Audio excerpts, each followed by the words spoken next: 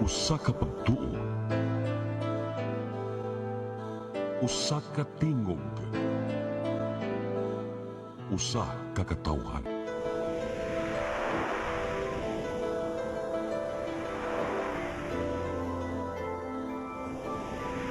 Cebu Catholic Television Network.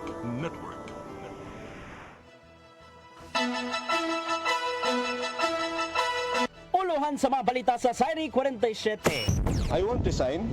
Yes, I think because why? Interim General Manager sa MCWD wa pasudla sa gwardya sa mismong building ato sa unang adlaw sa pag-asumir sa katungdanan. Igong supply sa tubig ngadto sa mga barangay sa Talisay City gipasalig. Modular classes sa mga public school sa Lapu-Lapu City magpadayon hangtod ugma. 18 anyos nga lalaki gipusil patay sa barangay Inayagan, Syudad Sanaga. Sugbo, Kabisayan ug Mindanao, Pilipinas ug katawhan kutos maabot sa tong Sibya sa tibuok kalibutan mayong hapon. Live kita karon sa CCTN Channel 47 ug kini ang tulumanon sa nagunang kasayuran nga angay natong masayran. Sanga ni Attorney Danica Caballes, ako si Dennis Tabar ug kini ang Sairi 47.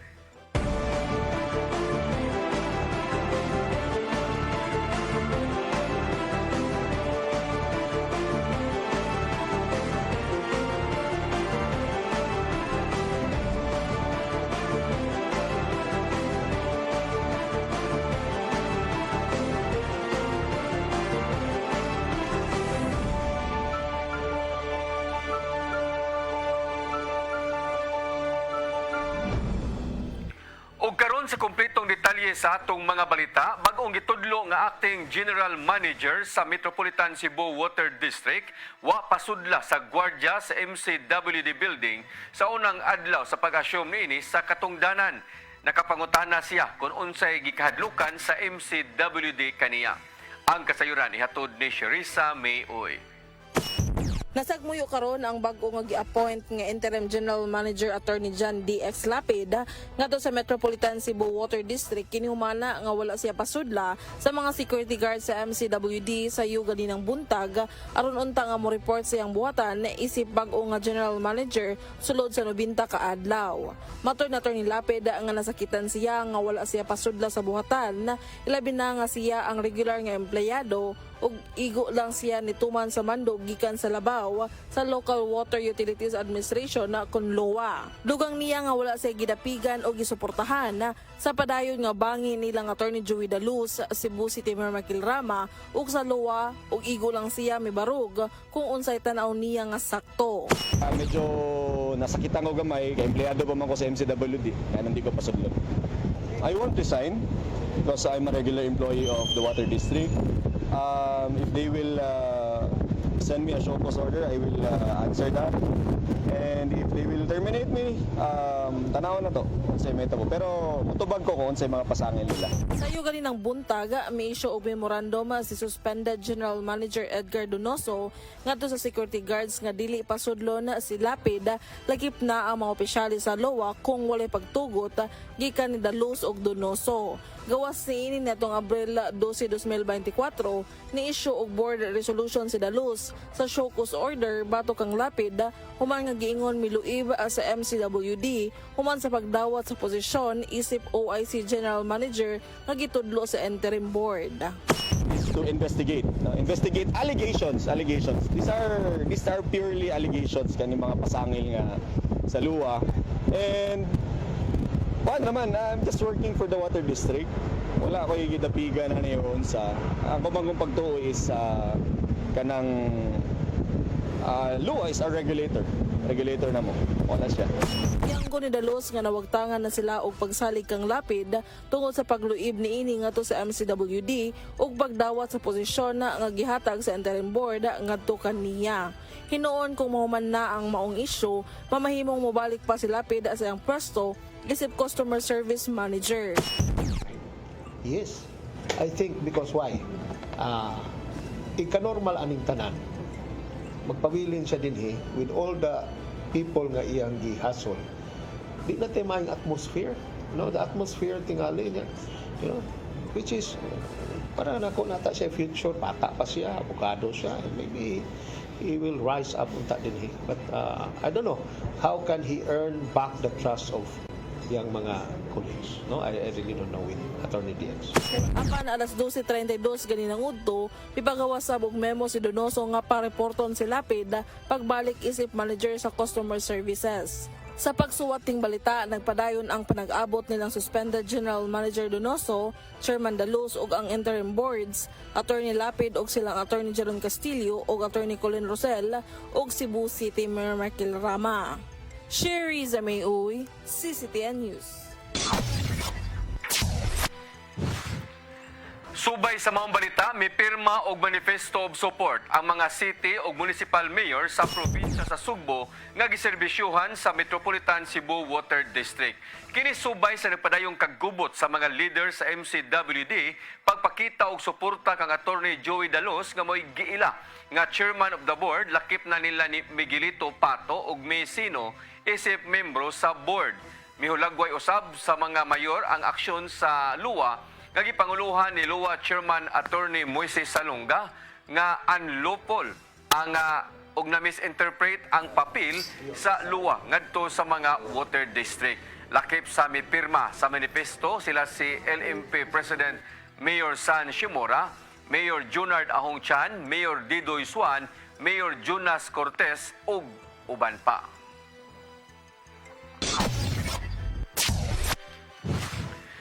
Kapitolyo ug mga opisyal sa Sugbo mibarog nga illegal ang kalit nga pag-take over sa Interim Board of Directors sa Metropolitan Cebu Water District. Matod ni Governor Gwendolyn Garcia nga nasayop sa pagsabot ang mga sakop sa Local Water Utilities Administration sa opinyon sa komisyon sa mga korporasyon. Ang kasayuran ihatod ni Gian Navarro. Gibarugan nilang Gobernador Gwendolyn Garcia ug ubang mga opisyal sa Sugbo nga illegal ang giingong takeover sa interim board sa Metropolitan Cebu Water District. Ay labi na nga kalit lang gitudlo sa Local Water Utilities Administration ang Customer Care Division Chief sa MCWD nga si Attorney John DX Lapid isip Acting General Manager. Mato di Garcia nga nasipyat lang sa pagsabot ang luwa sa nimong opinyon gikan sa Office of the Government Corporate Council bahin silang pagpuli isip Board of Directors. Nakita sa pamahayag sa OGCC nga mahimong tumanon sa luwa ang partial takeover sa board apan adunay limitasyon ubos sa kasamtangang charter. Mong gikondenar sa mga opisyal ang giingong unwanted intrusion sa operasyon sa MCWD pinagi ni Luwa Administrator Attorney Moises Salonga. Of the five directors are legal vagrants. Vagrants with no visible means of support other than the letter that supposedly installed them. Makadaot ni Cebu, makadaot ni sa pagtanaw sa Cebu, di lang kana maluoy ta sa mga konsumidor. Nga maumang gyud magpasaan ani bang sigig away diri sa taas kana ilang giingon mag-away mga elepante matamakan ang mga orwigas. Mong panawagan nilang Garcia og mga opisyal gikan sa mga LGU nga giserbisyohan sa MCWD nga status quo unta ang kasamtangang Board of Directors ug ipatunhay ang rule of law. Mas gipalig-on hinuon kini pinagi sa resolusyong gipasar na karon sa Hunta Provincial ingon man ang Manifesto of Support nga gipirmahan sa mga mayor sa Sugbo. Alang nilang Garcia, unahon gayud sa pagsulbad ang mas mahinungdanong problema nga mao ang krisis sa tubig nga dala sa El Nino phenomenon. Ug magpadayon ni among panagiusa. Kumuabot ang panahon nga barugan namo ang among mga konstituente nga mao'y nagbutang namo sa among posisyon. Barugan na namo. Kung magmagahiman ang mga sakop sa luwa nga milingkod isip interim board sa MCWD, usa na lang ang ilang himuon. Then I will be forced to exercise my power under Section 16 of Republic Act 7160. And that is the General Welfare Clause. And remember, I may call on any government agency or uniformed personnel to see to it that the general welfare of the constituents of Cebu will be upheld and the rule of law will be upheld because all of us took a solemn oath to that. Gian Navarro, CCTN News. Igong supply sa tubig ngadto sa mga barangay sa Talisay City, gisiguro mismo sa LGU. Taliwa kini sa nagpadayong epekto sa El Nino phenomenon nga nisangpot na sa pag-anam-anam o paghubas sa tinubdan sa tubig. Ang kasayuran, ihatod pagbalik ni Gian Navarro. Gitaho ni Mayor Gerald Anthony Samsamgulyas nga natagamtaman na sa pipila ka mga barangay sa dakbayan sa Talisay ang anam-anam nga pagnihit sa supply sa tubig. Ilabi na nga nagpadayon ang epekto sa El Nino phenomenon, diin lauman pang mulurang hangtod karong Mayo. Hinuon nabantayan sa LGU ang anam-anam nga paghubas sa mga tinubdan sa tubig, sama na lang sa Haklupan Dam diha sa barangay Haklupan. Niresulta ang mong sitwasyon sa hinay nga water supply sa mga sakaon ug sudlunong bahin sa Talisay City. Aron maarang-arang, magpadayon pa ang water supply distribution ngadto sa pipila ka mga apektadong dapit. Isang water tankers atong gisaka didto, water tankers on specific dates in certain barangays na hinay gyud ang tubig. Karon nagpa-program ta og solar water system na fully makapuno lang sa tangki para makadistribute pa sa ta. We are doing that in Campinsa now. Gisubay usab sa city government ang kahimtang sa mga mag-uuma sa ilang lugar. Kana aron masuta kung kinahanglan pa bang ipaubos ang ilang lugar sa state of calamity ug hayan gamiton ang pundong igahin isip abag ngadto sa mga apektadong mag-uuma. Kung declare na state of calamity, kung may ibaw may palagastuhon, we will declare the state of calamity and then we could use the pundo diya. Usa ang Subo sa mga lugar nga laong mga matagamtaman ang halapad nga epekto sa huwaw, sumapa ka na sa pagbanabana gikan sa pag-asa. Tud kay mahinungdanon man ang supply sa tubig, paday makigalayon ang Talisay City Government ngadto sa Metropolitan Cebu Water District MCWD. Kini aron di maapektuhan ang water supply sa ilang mga konstituente taliwa sa init kaayo nga panahon. Gian Navarro, CCTN News. Samtang sa laing balita, sunog ni Igo sa yarda sa FA Zuelig Street, Barangay Sentro, Siyudad sa Mandawi. Samtang ordinansa sa Mandawi nga nagdili pagdaob sa basura, hingusgan sa pagpatuman. Ang kasayuran ihatod ni Mary Rose Sagarino.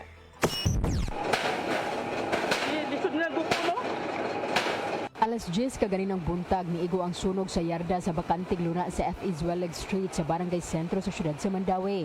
Ligid og basura ang sud sa yarda nga gilamoy sa kayo. Gitino pa ang hinungdan sa sunog. Karong buwan na, halos matag adlaw na ang natala nga garbage o grass fire sa Mandawi. Giingon nga sagad hinungdan mao ang pagdaob og mga basura ug paglabay og upos sa sigarilyo. Subay niini, hingusgan ang pagpatuman sa ordinansa sa Mandawi, nagpenalize sa mga masakpan nga magdaob sa ilang basura. Usa ka libo ka pesos ang multa sa mga makalapas.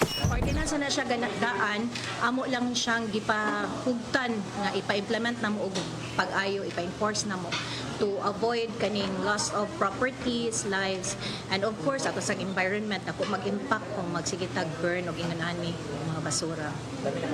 Karong panahon na nga init kayo nya, wa pa jud tay tubig, sin makulang magsunog, we have scarcity of water, so lisod kayo.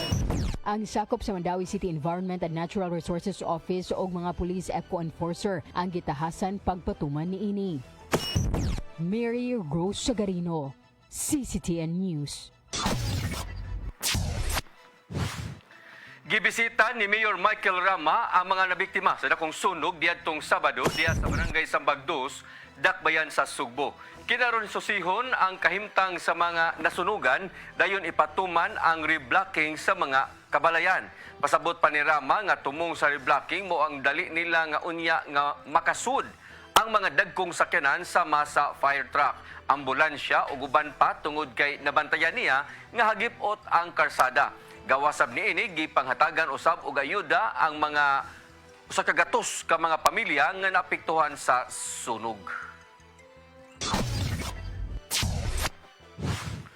United Nations dili makaantos kuno galing magkagrabe ang gera tali sa Israel ug Iran. Mahugot kining gibantayan sa Department of Foreign Affairs gumikan sa tumang kabalaka. Ang kasayuran ihatod ni Gian Navarro. Gipahimangnuan ni United Nations Secretary General Antonio Gutierrez ang international community bahin sa laing gera nga nitumaw tali sa Israel ug Iran. Human kini sa nahitabong pagpangatake sa Iran sa nakalabayng weekend diha sa Israel, nga gikabalak ana karon sa mga Pilipino didto. Mato ni Gutierrez nga dili na sila makaantos og lain pang gubot sa kalibutan, ilabi na sa Middle East. Maong giauhag niya ang katawhan nga magmatngon dungan sa panawagan nga palurangon na lang ang nasinating kagubot. Nakuyawan ang mga residente sa pagtira sa kapin 300 ka mga missiles ug drones gikan sa Iran ngadto na sa Israel. Mobot na sa 12 ka mga samaran, apil na ang pipila ka mga bata. Gikabalakan karon sa Department of Foreign Affairs dinhi sa Pilipinas ang laing kagubot nga nito mautali sa duha ka mga kampo. Sa gipadalang pamahayag, giawag nila ang managlahing habig nga ihunong na lang ang kagubot ug ipaagi na lang sa panagsabot. Gihimug-atan sa ahensya nga gikampanya mismo sa Pilipinas ang pagsunod sa mga balaod sa kalibutan ug malinawng panagsabot inay ipalabi ang kagubot. Mobot sa 30,000 ka mga Pilipino ang nakabase sa Israel o hugot na kining gibantayan sa DFA tungod na sa sitwasyon. Gian Navarro, CCTN News.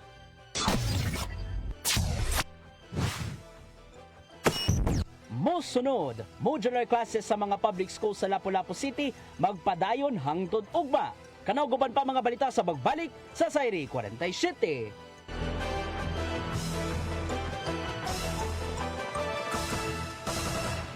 Ako si Mr. Rudy Romares, electrical subcontractor ng maong building. Ani adto nga wala pa kong mugamit ug ko'y sakit akong tuhod, iglakaw na ko. Akong mga lutaha, no? Labi na gikan ta sa overtime. Di sa ko ganahan mo kaon, nindot na ang resulta kay karon moagi ta sa rampa diha, no? Maglakaw ra jud ko. Mga batan-on nga mauwahin akong lakaw kay kusog na ko mulakaw tungod sa paggamit nako sa koy. So ay mo gamit sa koy kay nindot kay resulta. Daghang kay salamat sa koy. Herbal capsule, barato na, epektibo pa. Koy Herbal Capsule.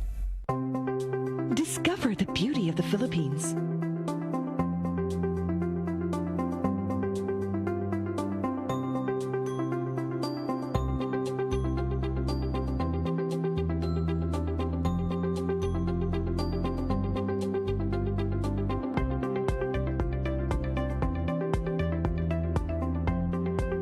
With Philippine Airlines, the country's flag carrier.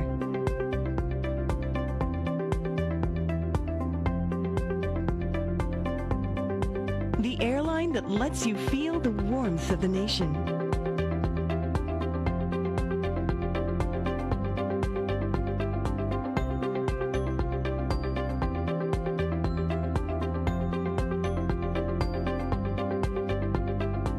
Mabuhay!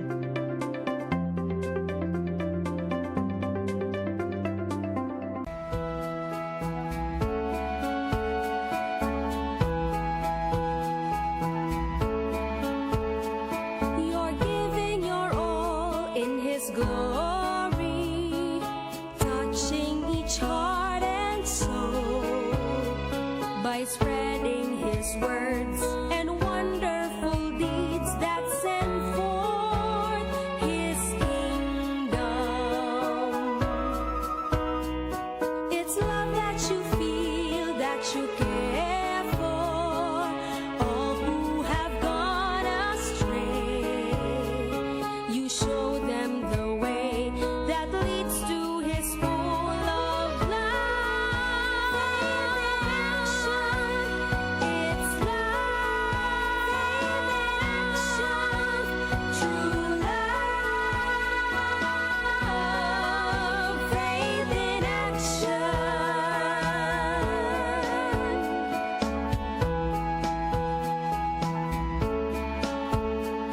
We're one in one hope.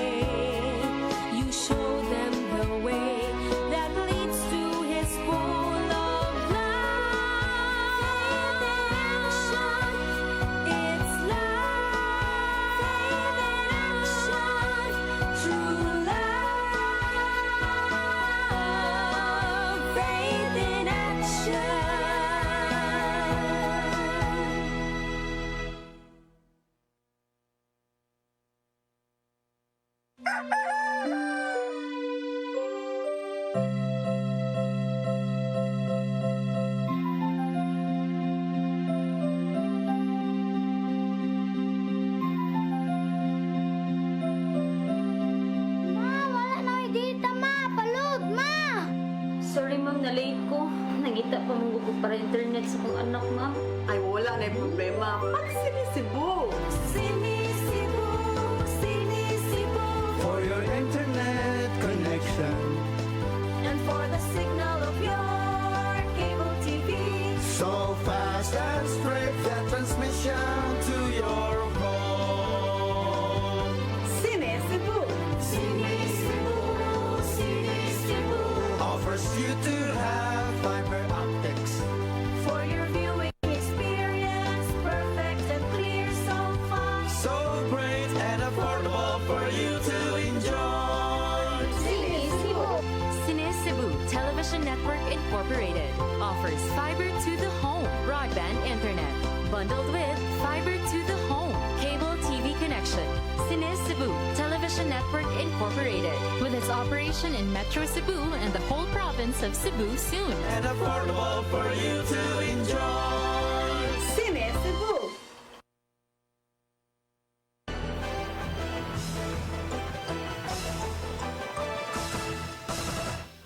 Balik sa atong mga balita. Gitayog sa 2.3 magnitude nga linog ang Sugbo kagahapon sa Udto. Na-monitor sa PHIVOLCS ang epicenter niini nahimutang sa lungsod sa Compostela. Gani na batyagan usab kini sa mga silingan nga lugar, lakip na ang dakbayan sa Sugbo ug Mandawi. Hinuon wala ray kadaot o bisag unsa ang maong linog sa apektado nga dapit.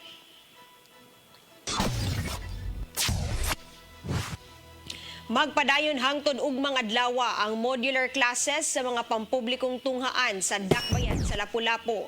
Kinihuman ni pagawas og memorandum ang Department of Education 7 nga tanan publikong eskwelahan mag-implementar sa asynchronous classes o distance learning karong adlaw hangtod Abril 16. Kini aron matagan og kahigayunan ang mga estudyante nga mahuman ang ilang mga assignments ug projects ug uban pang mga rekisitos nga gipangayo kanila tungod kay hapit ng mahuman ang klase karong tuiga.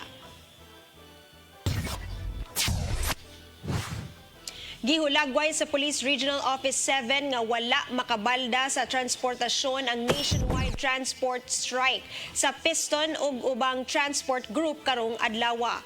Mato di PRO 7 spokesperson Police Lieutenant Colonel Gerard A. Spelare nga hugot silang nagmonitor sa dagan sa trapiko. Apan wala mabalaka ang kapulisan tungod kay daghan sa mga public utility bus o modern bus ang nagdagan sa kadalanan aron muhatag og serbisyo sa riding public. Bisan pa man niini, gianda musab sa kapulisan ang ilang mga patrol cars subay sa kamanduan ni Aberin nga kung dunay mga pasahero nga matanggong diha sa karsada, ila kining tanyagan og libreng sakay kung asa man sila mupaingon.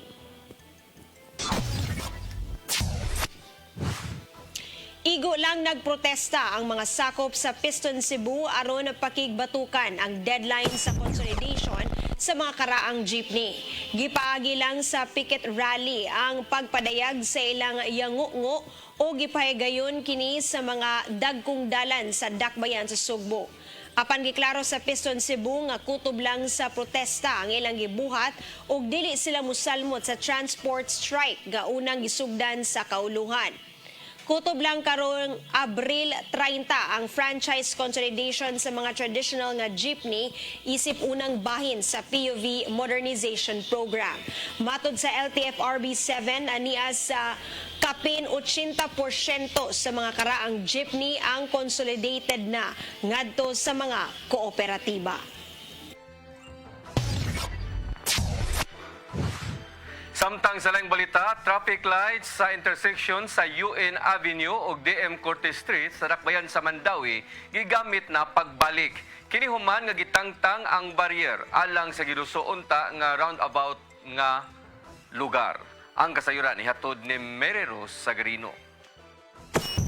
Mao kini ang sitwasyon kagahapon sa intersection sa UN Avenue ug DM Cortez Street sa Mandawi City ato sa simulation nga giduso nga roundabout o rotonda. Sayo kaganinang buntag nagpabilin gihapon kini apan mga alas 8 gitangtang na ang mga barrier o gibalik na paggamit ang traffic light. Ang simulation kagahapon ang nakamugna og negatibong opinyon gikan sa mga tao labi na sa mga drivers. Okay ra og mga inunan niya mo. Okay ra mga yan na 10-wheelers, trailer. pwede kay gamay marunong ba. Lain kayo. Tira ni orang rin. Kung ikaw pangutanon mas maayos sa flight na lang. Nakay.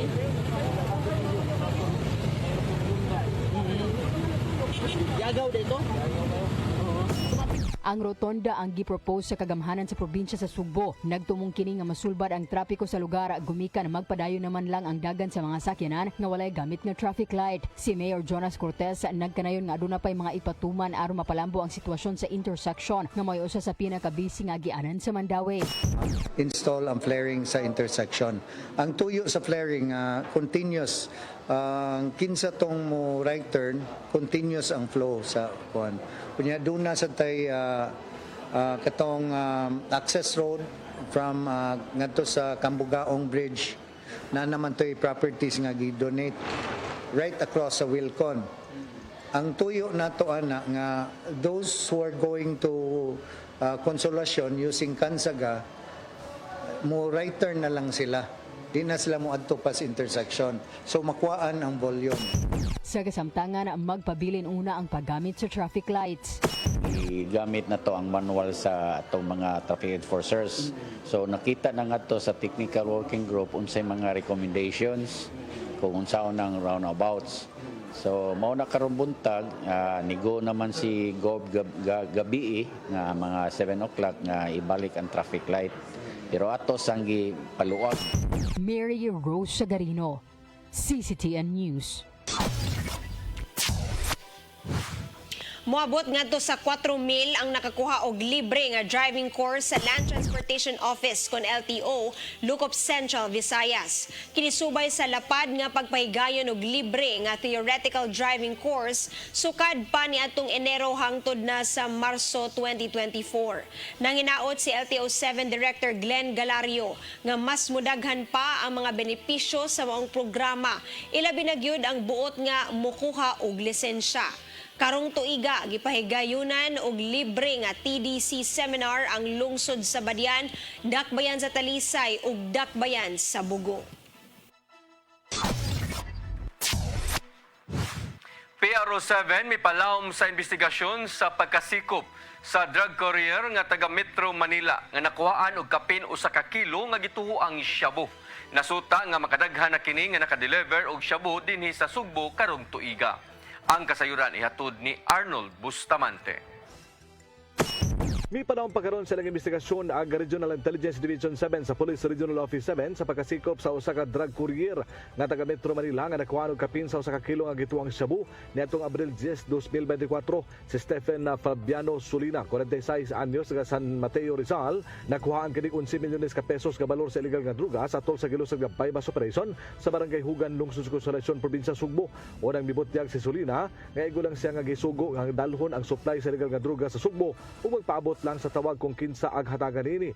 Ang nakapakurat nga gibutyag nini mao nga makalima na diay kahigayon nga nagdeliver sa Sulina diin kinilo nga gituang shabu ang malampuson nga nahatod sa iyang kontak. Mato ni Police Lieutenant Colonel Jerry Espilare, ang spokesperson ni Police Brigadier General Anthony Abirin, hepe sa Police Regional Office 7 nga tanang dakop ilaga gipaubos sa investigasyon. Saglit mao kini ang mando silang labaw. Usa sa angayan nga masayran kung asa gikan ang supply sa illegal nga druga so kinsa usab ang ilang kontak sa Central Visayas nga may sunod nga target sa follow-up operation. Yes, standard operating procedure na, and it is allowed under the law to conduct interview, custodial debriefing of arrested suspects because of course we want to know kung gikan ang illegal drugs o asa padulong giun sa pagtransport in order for us to be equipped with the information kung unsaon pag dakop ang ilang kauban. Dugang ipilari nga dinhi ilang mahibaw-an unsay lihok sa mga drugista aron maplano usab nila unsay ilang gabuhaton pinagi sa highly analytical drug supply reduction strategy. Dinhi nila masayran kung pila aga masulod nga illegal nga druga sa Central Visayas nga may gusto sa bagong PNP chief nga si Police General Romel Marbil. Giangko ni Pilare nga kung magsige og kadakpan aga mga drug courier mohimo usab og laing pabaagi ang mga drug supplier pinagi sa pag-update silang strategiya. We know of these routes, no, drug routes, no, na natay mga identified nga drug routes ug unsaon nila pag-transport ang illegal drugs. That is why naatay mga ma-intercept, no. Although we must admit nga naasay mga new routes nga ilang i-develop, no? Kini mga atong kontra, kini mga illegal drug syndicates, nagsige po silang update sa ila apong estratehiya. Apan mi pasalig ang Piero 7 nga wala sila mohunong sa pag-analyze kung unsan na usab aga mga pamaagi nga gihimo silang kontra nga mao aga mga drugista nga gusto nga mopasulod sa supply sa illegal nga droga sa Central Visayas. Arnold Bustamante, CCTV News. Minor de edad nga nag-akyat bahay sa balay sa usa ka pulis sa barangay Pahak Lapu-Lapu nasakpan o girescue. Nakini karon sa kustodiya sa City Social Welfare o gihuwat sa kapulisan kung mo-issue og act of discernment ang social welfare ug mapasakaan kini og kaso ug ang mga kauban niini. Ang kasayuran nihatod ni Crystal Joy Pelerca. Usa ka minor de edad ang gi-turnover sa Police Station 2 sa Dakbayan sa Lapu-Lapu human nga nasakpan nga nag-akyat bahay ni adtong kadlawon sa Abril 13. Matud ni Police Lieutenant Colonel Christian Torres, ang spokesperson sa Lapu-Lapu City Police Office, nga ang biktima usa ka miyembro sa Philippine National Police nga si Police Corporal Chuck Amores Buok, residente sa Barangay Pahak, kinsa kabahin sa Drug Enforcement Group 7 nga nagbase sa Regional Office. Sa inisyal nga investigasyon, ang maong minor de edad ug ang mga kauban niini niagi sa bintana sa CR pinaagi sa pagtangtang sa upat ka jealousy. Nisulod kini sa kwarto sa pulis ug nakakuha og 2 ka cellphones ug kwarta nga nagkantidad og 30,000 pesos. Apan nakamata si Police Corporal Buok samtang dihapa sa sud ang mga sospek. Dali kining nakaikyas og didto gihapon moagi sa ilang giagian pasulod sa maong balay. Dali kini gisundan sa pulis hinungdan nga nagginukuray sila. Apan nasuta nga aduna sila'y modus human makabiktima aron nga dili sila mailhan. Ganito mga suspect ni kat-kat pa ni siya sa babaw sa mga atop sa mga silingan, considering ang ilahang mga sanina na dito. Kaya once makaigo guni sila, mag-ilis ni sila sa nina, pero para possible og makagukod manggali ang mga biktima, maglibog na og maubag gini mga suspect considering nag-ilis naman sila. Apan bisan nakailis na kini og sanina na ilhan gihapon sa pulis, apan ang minor de edad drama oy nadakpan pasado alas 5 sa buntag. Na-recover kaniya mao ang 2 ka iPhone 14 Plus ug usa ka iPhone 8 Plus. Kasamtangang naakaron siya sa kustodiya sa City Social Welfare and Development Home Care ug gihuwat pa sa kapulisan kun mo issue og act of discernment ang social worker. Atong gipaabot ron og ma-issue si social worker na to sa DSWD og ang iyang gibuhat is acted with discernment ba. Mana ang magbuhat sa certification through sa iyang evaluation og ma-issue sila act with discernment through sa certification atong pailan ang minor og robbery as well as kato iyang kauban. Identified man nato pailan nato at large. Nasayran nga ang maong gi-rescue og mga kauban niini naggikan sa Bohol ug nailhan na sa pagpangawat maong nibalhin kini sa Dakbayan ug nahimong mga informal sector sa Barangay Pahak. Dugang ni Police Lieutenant Colonel Torres nga padayon pa nilang gisuta ang mga posibleng kauban sa maong minor de edad aron mapakgang ang ilang mga binuhatan tungod kay motor napping ug akyat bahay ang ilang modus. Crystal Joy Pelerca, CCTN News. Musunod, 18 anyos nga lalaki gibusil patay didto sa Dakbayan sa Naga. Kanaw guban pa mga balita sa pagbalik sa Sairi 47.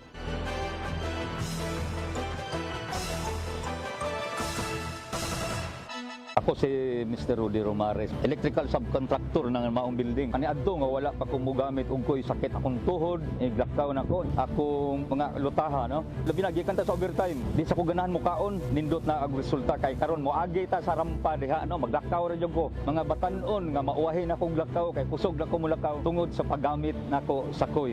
So ay mo gamit sa koy kay nindot kay resulta. Daghang kay salamat sa koy. Herbal capsule, barato na, epektibo pa. Koy Herbal Capsule.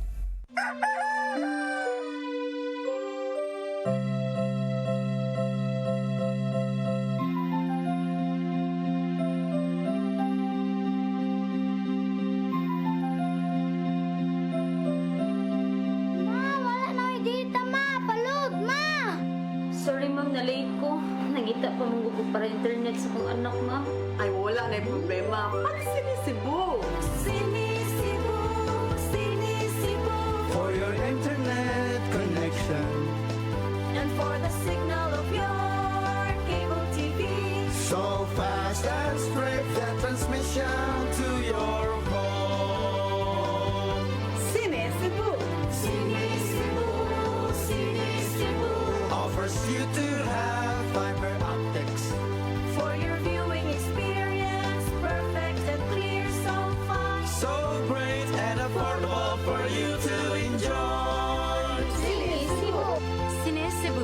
Television Network Incorporated offers fiber to the home broadband internet.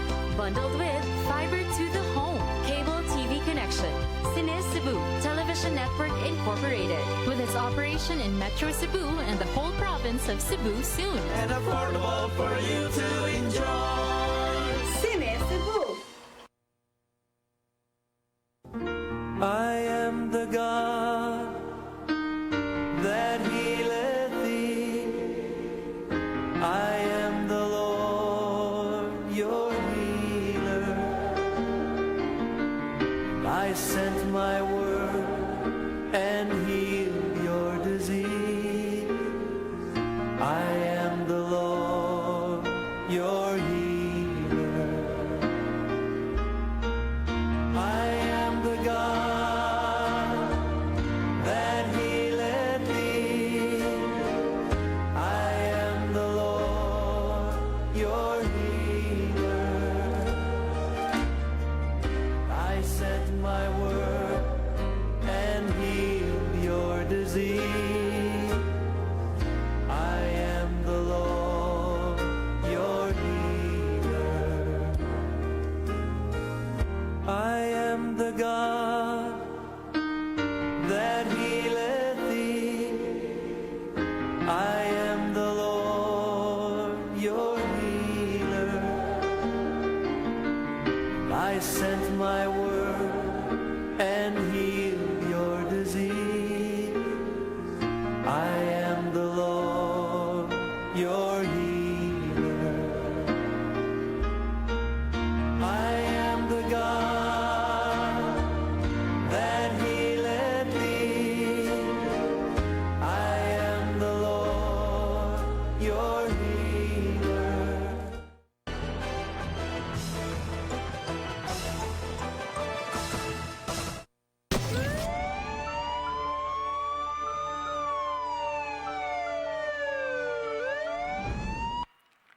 Balik sa atong mga balita, patay ang 18 anyos nga lalaki, human po sila sa ex sa iyang angkas nga babae sa sitio Barracks, Barangay Inayagan, Syudad sa Naga, kagahapon sa buntag. Ang biktima giila nga si Jasper Martinez Alegria, 18 anyos, samtang ang namusil mao si Albert Padayaw, 35 anyos nga taga Barangay Pangdan, Dakbayan sa Naga. Sa inisyal nga investigasyon sa Naga City Police Station nga nag-inom ang biktima uban sa usa ka babae nga ginganlan og Nova May nga giingong ex-girlfriend sa suspek. Nang hagad matod pa ang biktima nga mamalhin og lugar didto sa lungsod sa Minganilla. Apan ang suspek may chat sa higalang og nangutana kon asa moadto ang iyang uban kun ang iyang ex uban ang biktima. Kini gisundan o resulta sa pagpamusil patay ngadto sa biktima. Ang Naga City Police Station milusad na og manhunt operation sa suspect lakip na sa mga kauban niini. Gideklarar nga dead on arrival sa Tambalanan ang 27 anyos nga si Neil Sarsuelo Agudo, taga Tigbawan, lungsod sa Tabuelan. Kinihuman na bangga sa gutter ang gimaneho nga motorsiklo kaganiyang alas 12 sa tungang gabii duol sa Gate 4 sa MEPS Barangay Ibo, Lapu-Lapu City. Gibutyag ni Police Lieutenant Colonel Christian Torres nga ang biktima nagtrabaho sa usa ka ice plant sa Mandaue ug nihapit sa Lapu-Lapu tungod sa imbitasyon. Gitanaw sa kapulisan nga posibleng nakainom ang biktima ug nawad-an og kontrol sa gimaneho nga motorsiklo. Kita to nga kusog-kusog sad gid yung padagan considering ang iyang mga injuries nga nayaguman is mga kuan man gid vital man kay pag-abot sa hospital sa atong district atong rescue is DOE naman siya. Nabanggaan og auto ang lalaki nga nagbisikleta sa Maydan MJ Cuenco Avenue, corner General Maximum Avenue, Barangay Carita, ning Dakbayan sa Sugbo niadtong Sabado sa buntag. Bunog sa kalawasan ang naangko ni Alex Ochia Malubay, 44 anyos, ug sa ka-taxi driver nga taga Barangay Basak Pardo ning Dakbayan. Sa investigasyon sa Traffic Enforcement Unit sa Cebu City Police Office, nasuta nga samtang nagsubay ang biktima, sa MJ Cuenco ug paingon na muliko sa General Maxilom kalit lang nga midumbol sa iyang likod ang auto nga gimaniho ni Kasijan Rabago Navarro, 24 anyos nga tagalawaan Talisay. Dali nga gida ang biktima sa Cebu City Medical Center ug wa na mopasaka og kaso ang biktima subay sa gisaad nga kini ang mugasto sa tanang gastuhanan sa Tambalanan.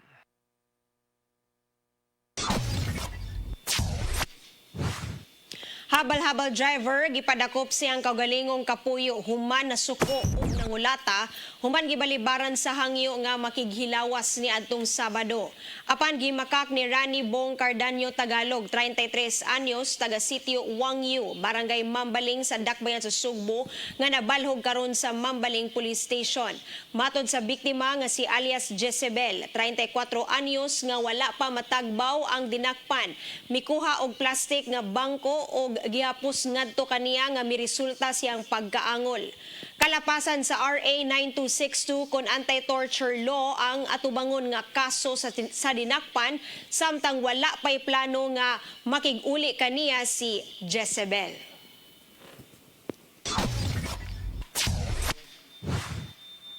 Mao kadtong naglangkob sa atong mga balita sa Sayri 47. Ako si Dennis Tabar.